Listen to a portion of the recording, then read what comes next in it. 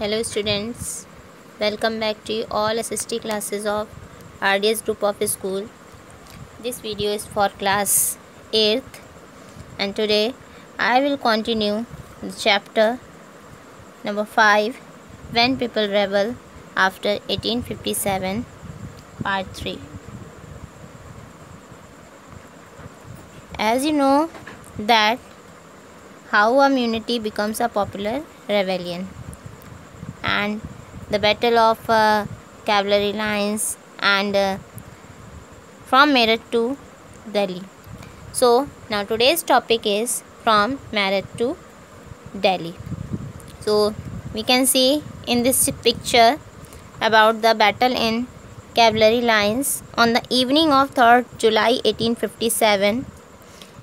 Over 3,000 rebels came from Bareilly, crossed the river Jamna, entered Delhi and attacked the British cavalry post. And the battle continued all through the night. So let's start this topic. On 29th March 1857, a young soldier, Mangal Pandey, was hanged to death for attacking his officers in Barakpur. So this incident from Meerut to Delhi, Meerut से दिल्ली तक का था ये. And 29 मार्च 1857 में young soldier थे मंगल पांडे, जो कि officers पर अटैक करने के लिए उन्हें हैंग कर दिया गया था इन बैरकपुर में. सम डेज लेटर, कुछ दिन बाद, some sepoys of the regiment at Meerut refused to do the army drill using the new cartridges, which were suspected for being coated with the fat of cows and pigs. कुछ समय बाद जो सीपॉयज़ के जो regiments थे मेरठ में, वो refuse कर रहे थे आर्मी को, और किन चीज़ों का यूज़ कर रहे थे? न्यू कार्ट्रिजेस का. कार्ट्रिज मीन्स बुलेट्स का यूज़ कर रहे थे, जो कि which was suspected to being coated with the fat of cows, जो कि ओपन की जाती थी. ये ऐसी बुलेट्स थी जो कि किससे बनी थी? काउस के फैट से बनी थी, एंड पिग्स के और काउ के फैट से बनी थी. 85 सीपॉयज़ वर डिसमिस्ड. 85 सीपॉयज़ डिसमिस कर दिए गए थे अपनी सर्विस से, and sentence to 10 years in jail for disobeying their officers. और उन्हें 10 साल के लिए जो था वो ऑफिसर्स को डिसओबे कर रहे थे, उन्होंने ऐसा कहा था, यानी कि उन्हें जेल में डाल दिया गया था. This happened on 9th May 1857, और ऐसा 9th May 1857 को हुआ. The response of other Indian soldiers in Meerut, और अदर इंडियन सोल्जर्स जो थे मेरठ में, वो क्या रिस्पॉन्स दे रहे थे? Was quite extraordinary. तो वो उनके लिए ये एक एक्स्ट्राऑर्डिनरी चीज़ थी. On 10th May the soldiers march to the jail. 10th May को सोल्जर्स मार्च करते हुए मेरठ की जेल में गए, and release the imprison sepoys, और उन्होंने सीपॉयज़ को, इम्प्रिजन मीन्स जेल और लॉकअप से, उन्हें रिलीज़ करा लिया. They attacked and killed British officers. उन्होंने अटैक किया और ब्रिटिश ऑफिसर्स को मार दिया. दे कैप्चर्ड गन्स एंड एम्यूनिशन, और फिर उन्होंने गन्स कैप्चर किए, एंड एम्यूनिशन मीन्स बुलेट्स और shots, and set fire to buildings and properties. और जो भी गन्स थी उससे उन्होंने शॉट करना शुरू किया, मीन्स गोलियां चलाना शुरू किया. Set fire to the buildings, कहाँ पर? बिल्डिंग्स, और जो भी इनकी ब्रिटिशर्स की प्रॉपर्टीज़ थी उस पर उन्होंने गन से कैप्चर करना स्टार्ट कर दिया. British and properties of the British, and declared war on the firangis, और फिर उन्होंने फिरंगीज़ के साथ वॉर डिक्लेयर कर दिया. Is that clear class? So firangis means who are firangis? Foreigners. The term reflects an attitude of contempt. तो जो ब्रिटिशर्स थे उन्हें फिरंगीज़ भी कहा जाता था. The soldiers were determined to bring an end to their rule in the country. लेकिन जो soldiers थे वो डिसाइड कर चुके थे कि इस रूल को इस कंट्री से ख़त्म करना है. But who would rule the land instead? लेकिन ये जो लैंड है किस तरीके से इसमें रूल किया जाएगा. The soldiers had an answer. Soldiers क्या चाहते थे? आंसर चाहते थे इस क्वेश्चन का. The Mughal emperor Bahadur Shah Zafar. The sepoys of Meerut rode all night of 10th May to reach Delhi. Sepoys जो थे मेरठ रोड में पूरी रात 10th May को दिल्ली तक पहुँचे.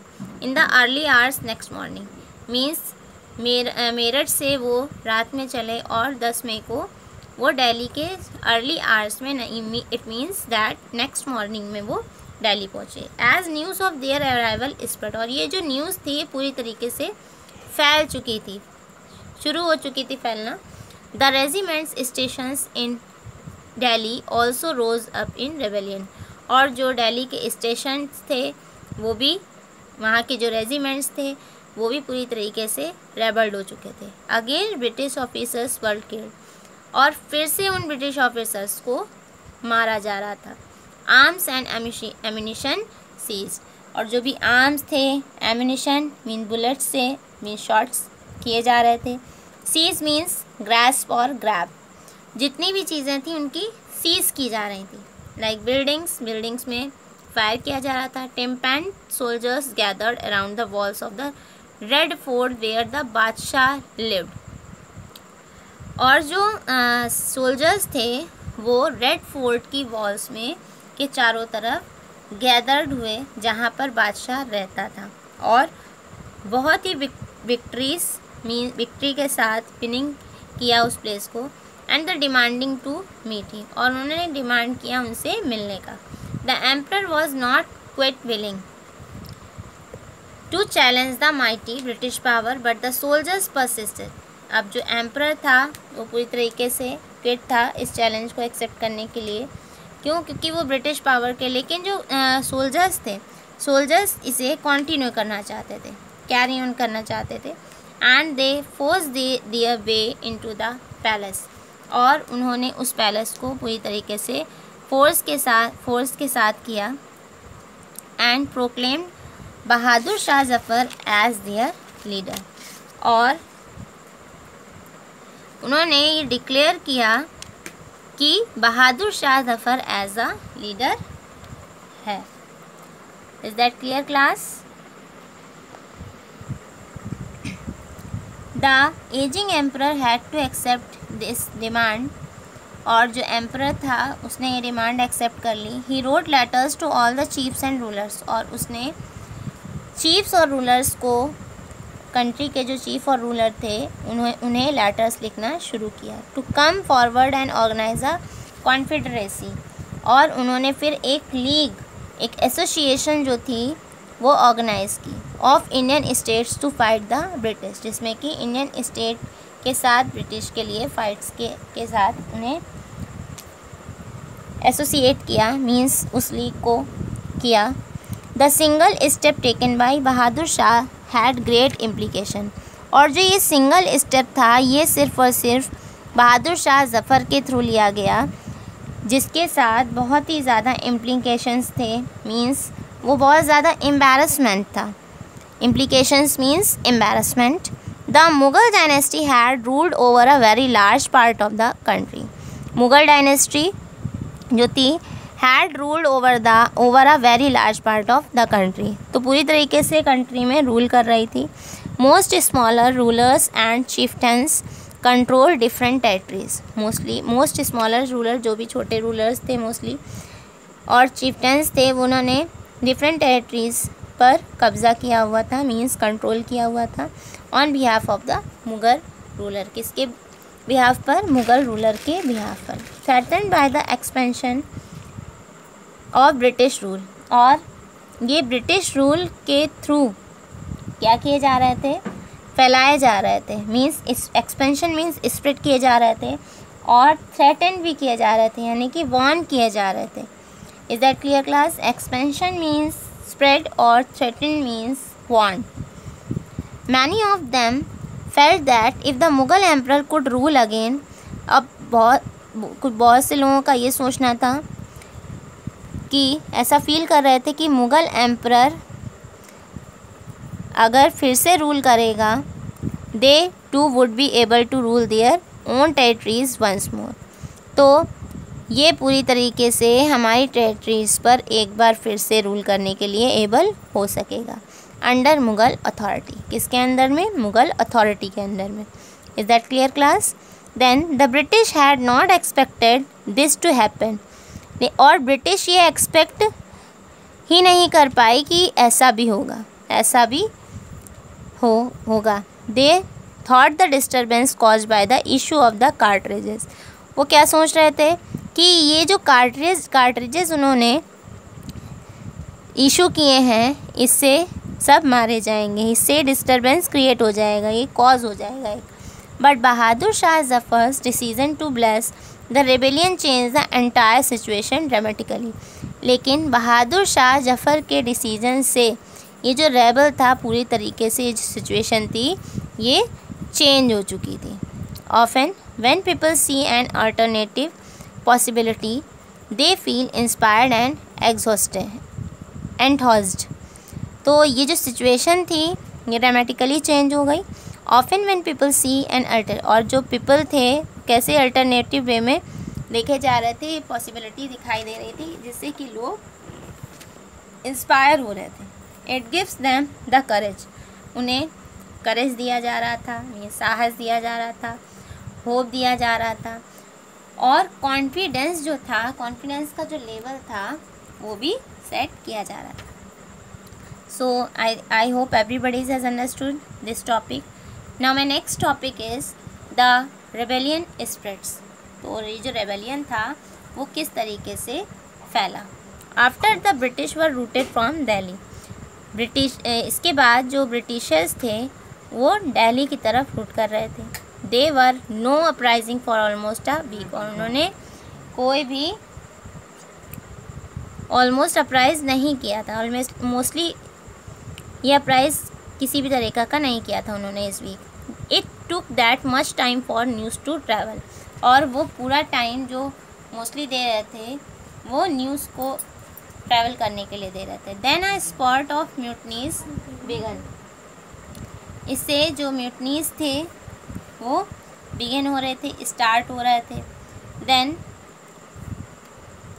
Regiment after regiment mutinied took off to join other troops, और जो रेजिमेंट्स थे, रेजिमेंट के बाद रेजिमेंट जो म्यूटनाइड हो रहे थे वो टेक ऑफ कर रहे थे, मीन्स वहाँ से टेक ऑफ करके ये ट्रूप्स मीन्स फोर्स को ज्वाइन कर रहे थे, अदर फोर्सेस को, at nodal points like Delhi, और कुछ नोडल पॉइंट्स बनाए गए थे like Delhi, Kanpur and Lucknow.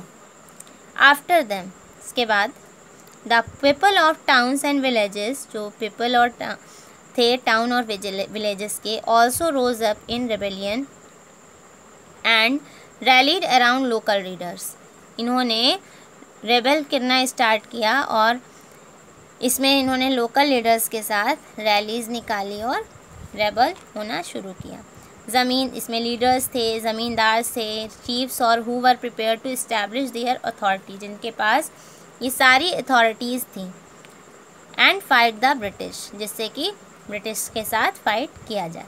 Nana Sahib, the adopted son of late Peshwa Bajirao who lived near Kanpur, Nana Sahib जिनका कि अडॉप्टेड बेटा था लेट पेशवा बाजीराव, जो कानपुर के पास में ही रहते थे, gathered arm forced and expelled the British garrison from the city, ये सब अपनी फोर्सेस के साथ गैदर्ड हुए, एक जगह इकट्ठे हुए, मीन्स कलेक्ट हुए,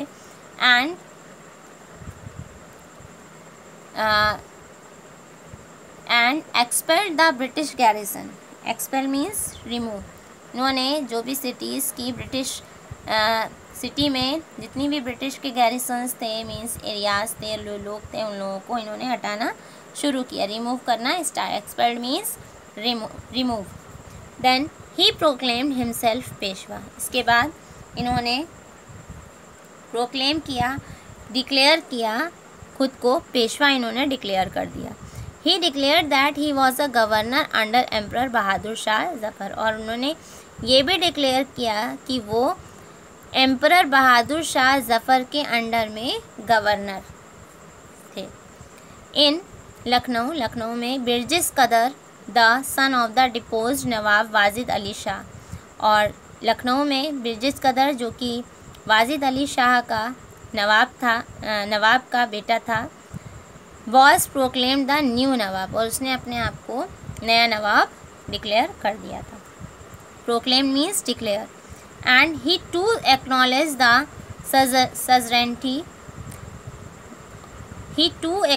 the suzerainty of Bahadur Shah Zafar. Suzerainty means dynasty और empire.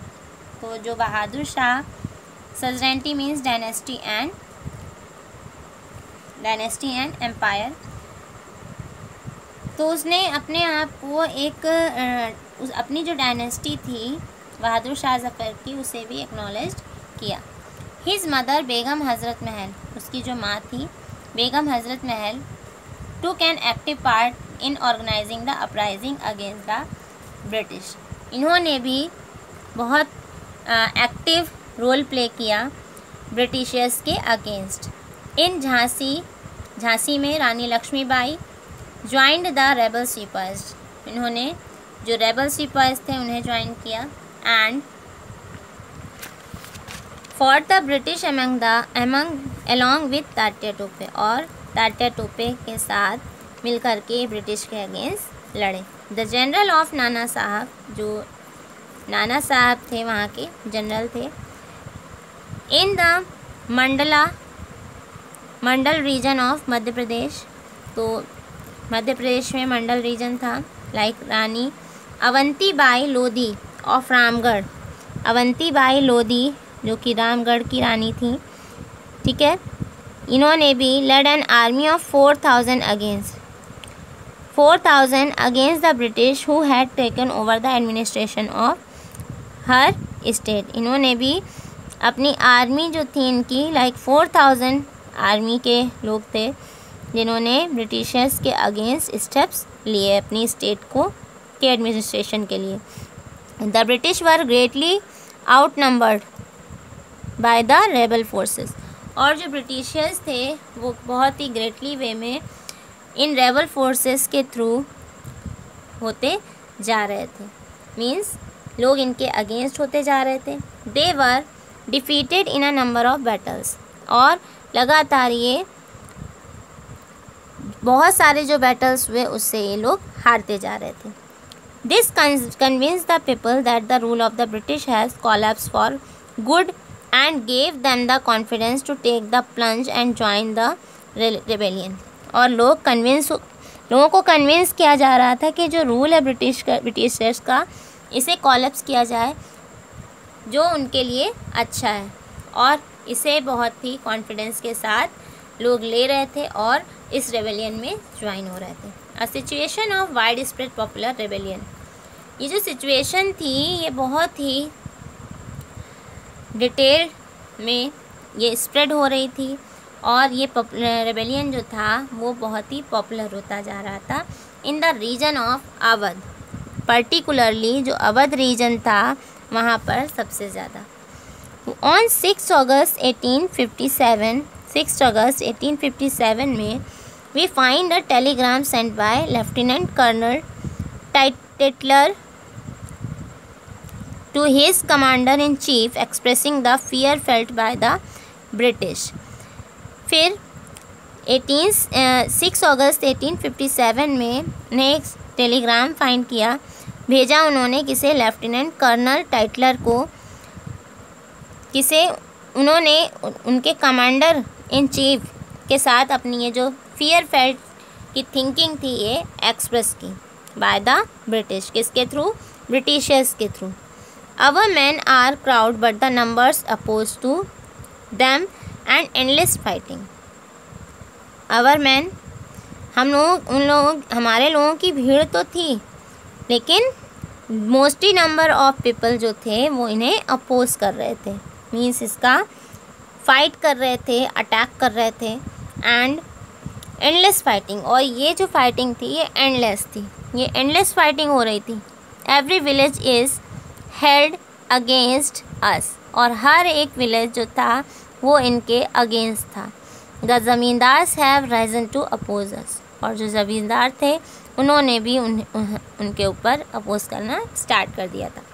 Many new leaders came up, बहुत सारे न्यू लीडर्स आए। फॉर एग्जाम्पल अहमदुल्ला शाह, अ मौलवी फ्रॉम फैज़ाबाद, एंड